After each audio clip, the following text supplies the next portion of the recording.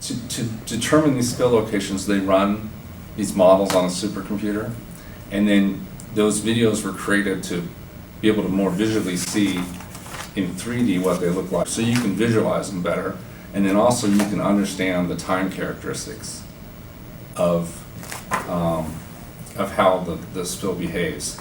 And the code says you have to have a 10-minute spill, and it basically shows how the vapor cloud behaves.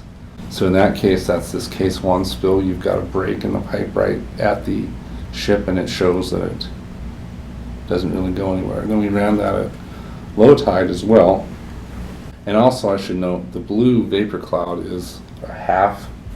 The code requires you to use a half of the lower flammable limit, so it's not like that entire cloud is even flammable. It's got a factor of safety of 2 built in. It's the same thing. We're just trying to show that where the actual cloud goes. In this case, we've got some vapor fence, and the vapor fence, dramatically slows down the spread of the cloud, because the LNG, the vapors are cold, and it doesn't take them long before they raise and they go below the lower flammable limit. So the goal is basically just keep them corralled in one place. Let's see.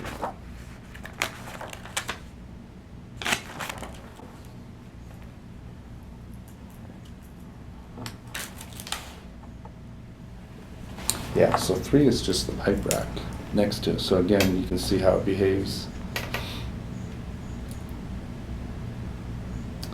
It's all right in there, and this is probably about 40 or 50 feet. All of the piping in the plant is above ground. So, all of these racks that you see, that's literally just a pipe rack, and all the piping and everything is on those racks, and that's part of the reason that you can't have an explosion, is because everything's out in the open. So if you have a break, you're just releasing right to atmosphere, as opposed to if you buried it. Also, for maintenance, it allows you to see the pipes, and as the plant gets older, it allows you to monitor for corrosion and things like that. That's the truck loading station. So there you've got a break at the truck loading station, or you're filling a truck and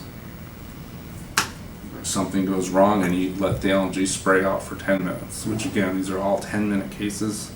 So it's not really very realistic, because somebody would be there, but that's what the code says you do.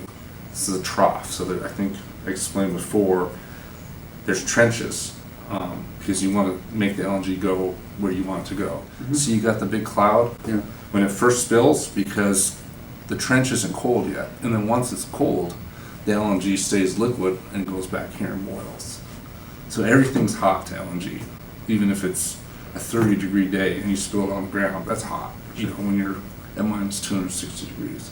So you'll get that first cloud at the point of spill until everything cools down, and then it'll just run down the trench like water, run down the curb.